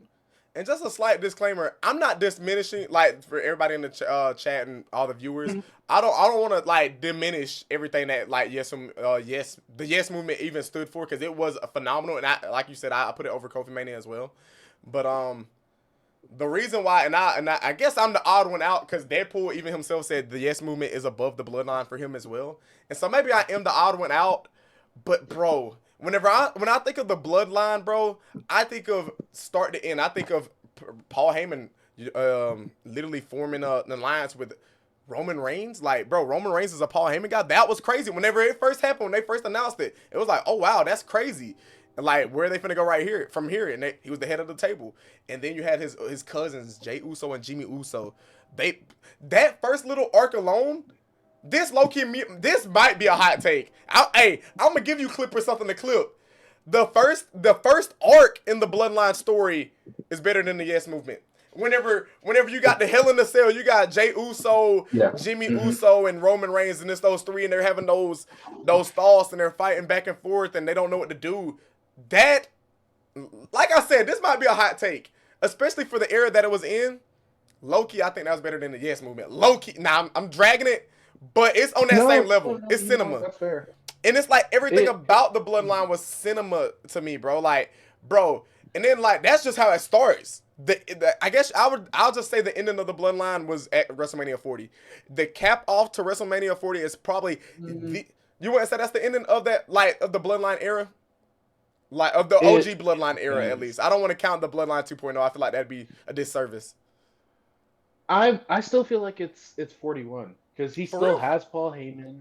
Yeah, because he still has Paul Heyman going into, Survivor Series happened this year. It's the OG Bloodline versus the new Bloodline, all that stuff. Yeah. And then I think it really gets wrapped up with Paul Heyman, you know, turning on So Roman, you think punching him in this? the You balls. think the Monday Night Raw after Mania was the official end of the Bloodline era? You think that was the official Well, end? no, I think WrestleMania Sunday or Saturday Oh was yeah, whenever. when he turned on. Yeah, that's what I mean. Yeah, at 'Cause that was WrestleMania. really it. I mean, it started with Reigns and Heyman, and then you add the Usos, and then you add Solo Sikoa, or I missed Sami Zayn in there, but you get all those people, and then Yes, I Sami didn't Zayn even leaves, mention and then the that, Usos bruh. leave, and then Solo Sikoa leaves, and so it's just Reigns and Paul Heyman, and now Paul Heyman, is out too, so it's just Bro, Reigns. listen, bro, that is story. That's peak story. The storytelling doesn't get better than that, bro. I'm telling you. And then look, you mentioned in Discord, you mentioned all the people that Roman Reigns buried. Let's talk about all the people that he made. The people I that, don't think I. or not, Wait, no, no, hold my on. fault. I am putting I don't words in think I your said mouth. You didn't that. say buried. You said he gate kept the title from him, basically, right? That's what you said. No, that's fair. You Yeah. said something I similar think to he could that. have afforded a loss in there. I feel like he Nah. could have afforded it. If he would have lost anywhere in that title reign, bro, it wouldn't be as iconic as it is today. It wouldn't be as legendary as it is today. But I will say this though. I will say this though. And like I said it earlier and I'll say it again, bro. Sami Zayn should be on his knees thanking the good Lord for a person like Roman Reigns to live to be on this earth. Cause bro, y'all cannot sit there and tell me that prior to the Sami Uso arc, Sami Zayn was literally on the way out. I'm gonna be real. He was on the way out, bro. He was getting buried by fucking jackass characters. Literally, he was getting bro. Although it was a good match, I will say it was very entertaining. But they were booking him as a jobber. He was walking around with a camera, coming up with conspiracy theories, bro. He was on the way out. I'll be honest. He was going to be all elite or he was going to be in TNA. He wasn't going to be in WWE, especially if Vince was at the helm still. Like, bro, there was no way. And until Roman Reigns graced him with his presence and saved his career. He literally hit, like, bro, Sami Zayn was on all fours, down for the count. And Roman Reigns, like the good tribal chief that he is, came through and revived his career, bro. His career he was on all fours begging for somebody to save him. And Roman Reigns snatched him up. He should be thanking Roman Reigns for saving his career. Bro. Like, and because I'd argue the fact that we wouldn't get the Sami Zayn that we have today if it wasn't for the Sami Uso arc. No, without a shadow of a doubt. At all. We would not have Sami. I mean, nah, go ahead. I'm speaking. Tell me when I'm telling lies. Like, look, man, bro. I mean, of course, it. What am I trying to say? Of course, the Bloodline story has definitely done a lot for the character work of Sami Zayn. A lot. But to act like he was dead in the water beforehand, it doesn't make sense. Well, because you have to think about it like this. You say it was a burial because he lost to Johnny Knoxville. Yeah, I was about to say I was raised baiting right there. I was raised baiting right there. But I was gonna say it's definitely not a burial, and I think what people don't realize is that whenever wrestlers do get put in these matches with celebrities, it's showing like we have this much trust in you. Like we trust you to go out there and not injure the celebrity so they can't go about their regular business, and we are really thinking that this is going to make a big moment for you. And so you think like Damian Priest, yeah, he lost to Bad Bunny at San Juan, Puerto Rico. I mean, that leads to him winning the Money in the Bank. And I'm completely all for that. Like, I agree with that, but I'm saying like, my point that I'm trying to make is, it's like, all right, let's just say after the Knoxville match at Mania, he's not I don't think he's the Intercontinental Champion at that time. If you don't go the Bloodline route, another thing. Yeah. If you don't go the Bloodline route, where do you go? Like, where does Sami Zayn's career go? Like, what do you do? Because right now he's just this angry tyrant against Johnny Knoxville. Like, you can't drag that on forever. You know what I'm saying? Where do you go after that? Like, what was the vision after that? And I think, I honest to God believe that Sammy Uso was an accident, bro. I'm gonna be so honest. Like, I don't think they intentionally tried. I didn't think they were gonna. They probably thought it was gonna be funny, but they probably didn't think it was gonna reach the altitude that it did, bro. That just goes to show you the talent he has, because he can make gold out of almost anything. In terms of I can agree with that. Sami Zayn is fantastic in the ring. Post Mania 38. I mean, I don't know. You can do like. I'm not a writer, so I'm definitely not the right person to comment on this. Same, and we're just podding too. Redemption. Do like a nice redemption storyline. Like, I lost this celebrity. I gotta get better. And maybe have him like be the butt of a ton of jokes, because he's really good when he's in that situation as a wrestler. And so I don't know. There's a lot of directions you can go with Sammy. He's so talented. Like I said, he can make almost any situation work. I can see that, and that's just one of the superstars that I feel like the Bloodline story in general has like literally made a star out of. Let's get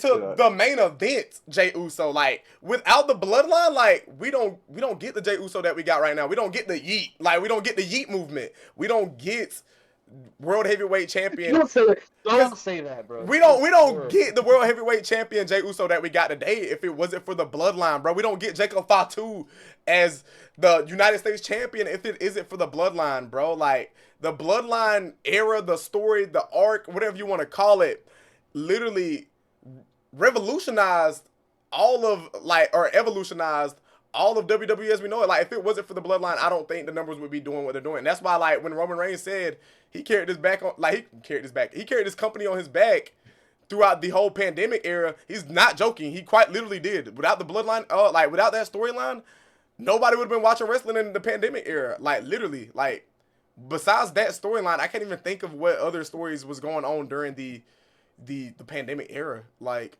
because it overshadowed them by a mile.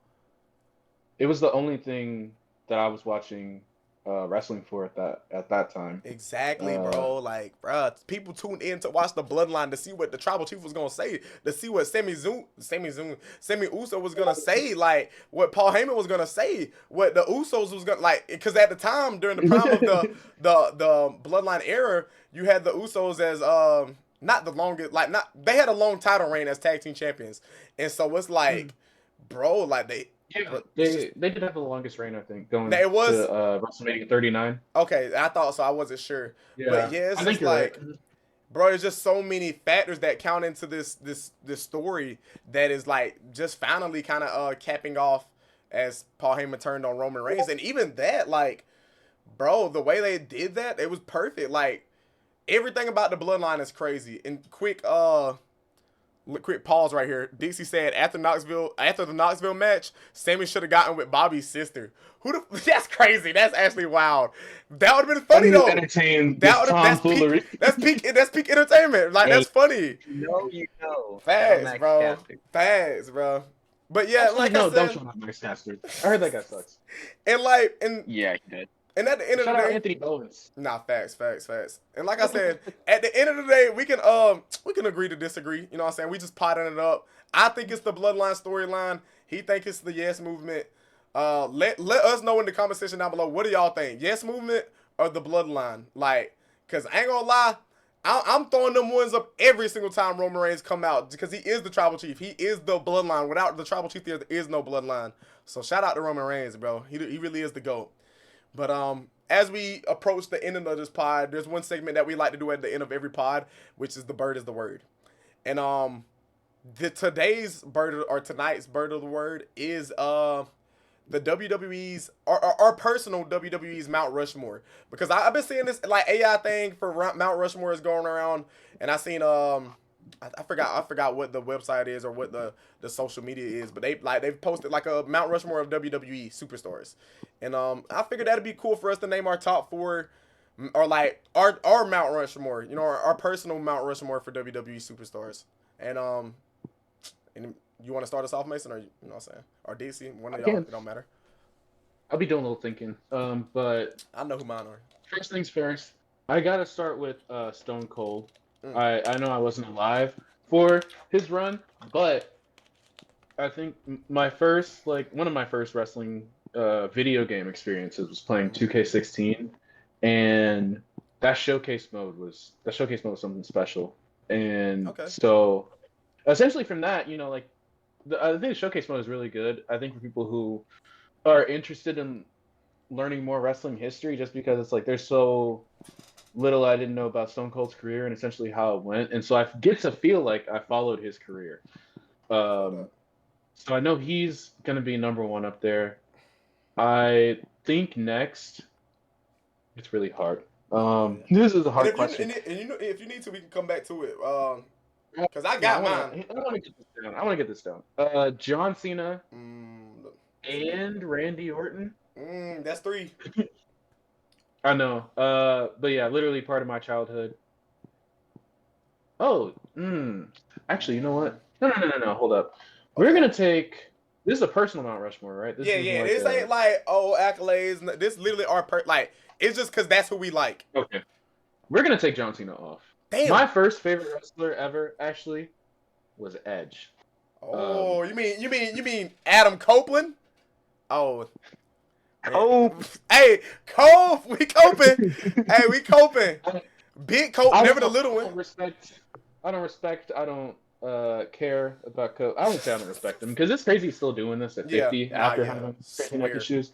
So that just adds more to the mystique of Edge. I can see that. Yeah, the greatest villain ever. One of my first favorites. Like I liked watching. It was great to watch Edge, and then I think for my last one, my last one's probably Daniel Bryan. Ooh. Just because he's such a foundational piece of like me watching wrestling so much. That is actually tough. That's a good one though. That's a very good one. DC, you want to go ahead or you want me to? You still thinking? Yeah, I got mine. Bet. Let's hear it, DC. So obviously my GOAT, I gotta put John Cena on there. Okay. I mean, he's been there for so long. I was a kid watching him growing up. And number 2, Rollins. I mean, that's my other guy. Okay. That's one of my favorites. I can see that. Number 3, I mean, Bray Wyatt, bro. Oh yes, Bray bro. Wyatt. The Fiend, like everything, bro. It's so sad his career was shortened due to a tragic death, bro. R.I.P. The Fiend, Bray Wyatt, man, bro. It's tragic, but my bad. You can continue. Dude, I was like in love with like all his work that he did. Bro, everything. Like bro.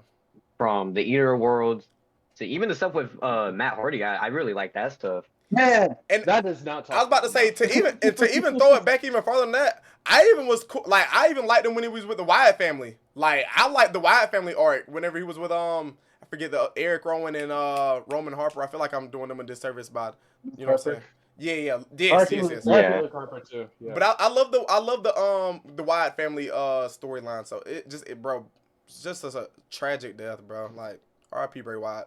But my bad, not to cut you off. I just had to pay my all his stuff that he did there, and then bringing in the Fiend, like not even just the Fiend, but bringing in like this Firefly Funhouse, doing like the puppet show, doing all just doing that. I just absolutely loved all his work. Nah, for real. And then my number 4, obviously he's not a superstar mega name like a John Cena, like a Rollins, but Johnny Wrestling. Like, I knew you was gonna say that. I knew you was gonna say Johnny Gargano. I just love him, man. And I love that you put him on there because that's love. Like that's really is love. Like his stuff with Tampa, the stuff he did with Cole. Even though the IWC doesn't like all those Adam Cole matches and Gargano matches, I don't care. I absolutely love them. Let's stop doing that. Nah, for real. Nah, I swear. I love Gargano. Nah, yeah. So that's my mouth. That's a W list. I'm glad you put him on there because it is different. Now me on the other hand, I got a very generic Mount Rushmore. My shit very generic. Real nice. Hey, all right. So I'm gonna just start it off. This personal favorites, right? Ricochet. Nah, let me stop. I'm joking. I had to throw a little troller in there. I will. Hey, if you would have asked me, like when he was in the WWE, I probably would have threw him on that bit just because, bro. I mean, he responded me on Twitter like, bro, that's fire, I love it. But now it's like, damn, right? It hurt to see Ricochet going through it, bro. He going through it. But my actual Mount Rushmore, I'm gonna start off in no particular order. They're just literally just for my favorite superstars, and I have to throw John Cena on there. He is what got me into wrestling, like literally one of the greatest of all time, if not the greatest of all time. Everything he stood for was just so like you could just get behind John Cena. He was the baby face. He was the baby face of all of WWE, the greatest of all time. Like, it's just John Cena, bruh, and it's John Cena. So I got John Cena at 2. I have to throw Randy Orton on there just for obvious reason. He's also a part of my childhood. You got John Cena versus Randy. Like, I hated Randy at first, and now as I've grown to get older, it's like, okay, Randy Orton's actually pretty badass. Like, I love Randy Orton. And 3, I'm surprised he wasn't on y'all's list, but I got Mr. WrestleMania himself, The Undertaker. Literally the dead man. Yeah. And the only, like, bro, like, I thought you were gonna say Shawn Michaels. Yes, I said Mr. WrestleMania to throw people off, but I'm gonna go with The Undertaker because literally, bro, the streak alone is what should make people a fan of him. He was like, and he just had this mystique about him, like especially when I was young. Whenever he would do that eye rolling thing, bro, I genuinely was terrified. Like, when he rose from the dead, I actually thought he was resurrecting from the ground and really coming back alive. I was like, what the freak? And then even as I got a little older, when he had that World Heavyweight title run, when he had the singlet, he just looked pretty cool. Like, he had that really. And then, like, one of my favorite, like, feuds of all time was between Undertaker and Shawn Michaels. So I would be doing him a disservice if I didn't throw him on my Mount Rushmore. And, like, he was, like, one of the only, like, really gimmicks besides, I guess you could say, John Cena, that really stuck for real. Or in The Fiend. I can't lie. The Fiend stuck. But besides The Fiend and The Undertaker, the scary gimmick never really stuck with any other characters for real. And Undertaker was, like, he was just, like, that. He was scary, bro. He literally was the definition of scary. And then, last but not least, y'all know I had to say the best. The greatest for last. Yeah. Heck no. He would never be, bro, he wouldn't even be like a graving on the side of the mountain on my Mount Rushmore, bro. That's how much I can't stand him, bro. But let's get to the real GOAT. You know what I'm saying? I love John Cena to death, but my real GOAT, Roman Reigns. Like, bro, everything about him, bro, like, he's just, bro, he's like, bro, like, everything, like, the way he looked, the way he breathed, the way he talked, the way his teeth are, like, the way his veneers are, the way the sweat drip off his body, the way his hair fluff up when he gets sweaty, like, bro, everything, the way his Samoan tattoo rolling down his arm, everything, bro, it's just, bro, he is him, bro. He's everything I ever wanted to be. Like, bro, Roman Reigns is him, bro. He's the greatest ever. And he will always be on my Mount Rushmore. Even if I gotta go up there and mark that bit inside the mountain myself, like, Roman Reigns is him, bro. I will die for Roman Reigns, bro. To, like, greatest, like, bro, he is so fine, bro. I love Roman Reigns so much. And, like, the reason why I'm so passionate about Roman Reigns, bro, is because, like, bro, DC can vouch, bro, like, I took like a brief break, but like between like I say 2012 and 2020 something. But the make a long story less long is Roman Reigns was the reason I got back into wrestling, because I just thought he looked so cool. And it's crazy because when I first started back to watching wrestling, I didn't know anybody. So it was crazy because I originally was a Finn Balor fan. Like, I low-key wanted Finn Balor to, like... Yeah, he was. Yeah, yes, my first match coming back was it Elimination Chamber, DC? Or was it 2021? What's up? Oh, 2021? You said what? That Extreme Rules match. Oh my goodness, what a time. And so, yes, so yeah, and so I was actually rooting for Finn Balor in that match, believe it or not. Roman Reigns versus Finn Balor. I was actually upset that Roman Reigns won, but like I said, I was just getting back into wrestling. I didn't really know the history, and then I learned the history of the Bloodline. At that time, it wasn't even the Bloodline for real, but I learned the history of Roman Reigns, and I was like, wow, this is somebody I could really get behind. And then, you know, the Shield, everything with it, bro. Roman Reigns is like, if I could build a perfect wrestler, Roman Reigns is it. On my soul, he is it. He is it. Everything. So you weren't even around for the Shield days? No, I was. I started watching I started watching for real, like religiously. Like I think what was the new faction that Wade Barrett was a part of? Oh, the Nexus. God, no, not Nexus. It was after that. Oh, you're talking about the Core? Oh my God. The Core. Yes, that's what it was. Yes. After that, they kind of lost me. And then a whole different faction. Yes. So after that, I kind of was just tuning in every now and then, like Kofi Mania. I tune in for that. Yes Movement. You know what I'm saying? Obviously, Mania season to come around, you gonna watch. But I really start getting back into it whenever Roman Reigns was in his era, in his like bag, when he was in his Duffy, when he came back as the big dog, when he came back, like, bro, he revived wrestling for me. Like, he literally, if it wasn't for Roman Reigns, I would not be on this podcast right now. I guarantee you. Like, I promise you, I wouldn't be. So that's my Roman Reigns. He's my, like, bro, that's my tribal chief, bro. Like, bro, that's my Mount Rushmore, though, man. With that being said, that's probably gonna close it out for us on this episode of the Bird's Nest Podcast. Before we do close it out, I do want to say, shout out to Mason and Dixie, bro. Like, if it wasn't for them, this podcast would not be possible. So big thank you to y'all, dude. I appreciate y'all to death. Is there anything that y'all would like to plug or anything like that? You can go. You know what I'm saying? Whoever. I don't have any channels or anything, but you know, I might start one. Hey, you never know. Hey, we out here. Hey, Dixie, anything you would like to plug before we let these fine people go? I mean, they're not all fine. YouTube, JM Dizzle. That's all.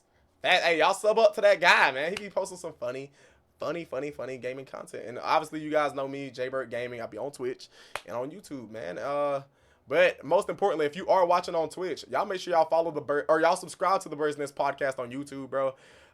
If you guys like the live stream format, right here, yeah, y'all do that, man. We out here.